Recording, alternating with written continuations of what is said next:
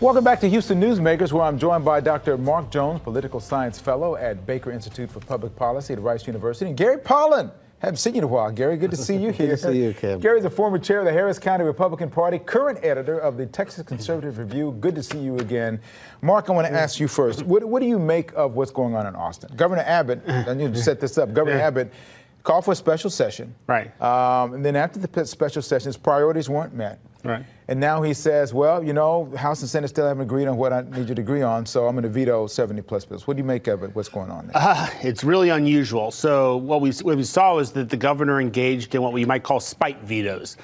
He vetoed 50 pieces of legislation, and in them put down that they were vetoed because property tax relief had not passed. Then for another 8, he did it because school choice hadn't passed. And then the remainder, up to the rest of the 70, to get up to 77, were just standard variety vetoes. So the governor not only waited until the special session to intervene on what he considered good property tax relief to be and what he considered bad property tax relief to be, but then when he didn't get his way after the fact, engaged in these somewhat petty spite vetoes. Hopefully that over the past month, the House and the Senate have gotten closer together, which we saw with the Senate. But we're now at a point where we're probably looking at a second special session where hopefully they can come to an agreement. Gary, good conservative politics from the governor, do you think? I think the governor was probably frustrated that things he wanted as priorities didn't get passed, and I think he reacted that way. The good news is that all these vetoes have focused the attention, at least of the state Senate, which, by the way, is the only House still in session because the House passed their bill and went home. And they've passed a property tax reform bill authored by our friend Senator Paul Bettencourt that combines the best of the Senate bill and the best of the House bill. That's passed the Senate. It's time for the House to come back to Austin or wait till the next session and debate that part of the issue. I think that the governor can support what Senator Bettencourt got passed in the Senate. I think it gives the most benefit to homeowners, but also gives benefit to business. What grade do you give this legislative session as a whole? What would you give it? Incomplete. I think that's why they have to keep coming back, because they haven't gotten their job done yet. Now, the veto of all the bills puts us in a position where the governor can decide whether any of those bills or those subjects or areas of priority which he can put on the call for other special sessions. Well, they did pass, and there's a number of bills. There's 1,000 bills that have been signed, and these are the ones that are getting a lot of the attention right now. So it's not like they haven't been doing anything. It's just these are the ones that are rising to the top. Okay, among the hundreds of bills that passed was one that singled out Harris County. Right. I thought that was very interesting. Attorney Christian Menifee says he's going to be suing to get them overturned, saying that they violate the state constitution. One takes the election administrator away and then gives the Secretary of State opportunity to take control or oversight of the elections if somebody files a complaint. Your thoughts about that and whether or not he's got a shot in getting that overturned? He has no real shot. Texas is a unitary state. We're not a federal country. The counties really only have those powers that the state chooses to give them, one of which was to appoint your own elections administrator. What the state giveth, the state can taketh away.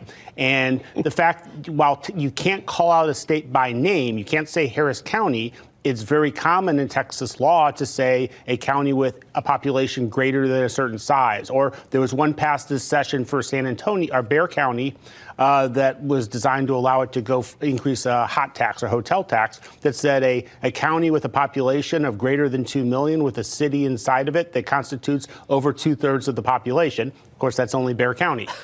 So as a result, so he really has no case. The state can do whatever it wants to do, and it did not name Harris County by name. It just adopted a law that only would apply to Harris County. And I know you've thought for a long time that, well, not necessarily for a long time, but the election administrator position was the wrong thing to do. Well, if you look at the track record of the election administrator in Harris County, it's a train wreck.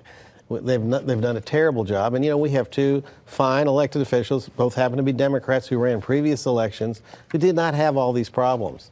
I think this is part of the nature of the Democrats on Commissioners Court who want more appointed officials and less power to elected officials. I think that's where it all started. So I agree with Professor Jones.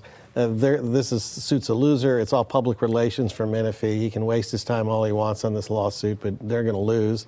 And the Democratic tax assessor and county clerk are going to be controlling the elections again. So get ready. This whole process is set up so that Republicans are in charge. I mean, clearly the dynamic is very interesting. It's been that way for a long time. Right. So whatever we get, Republicans get the blame or the credit, correct?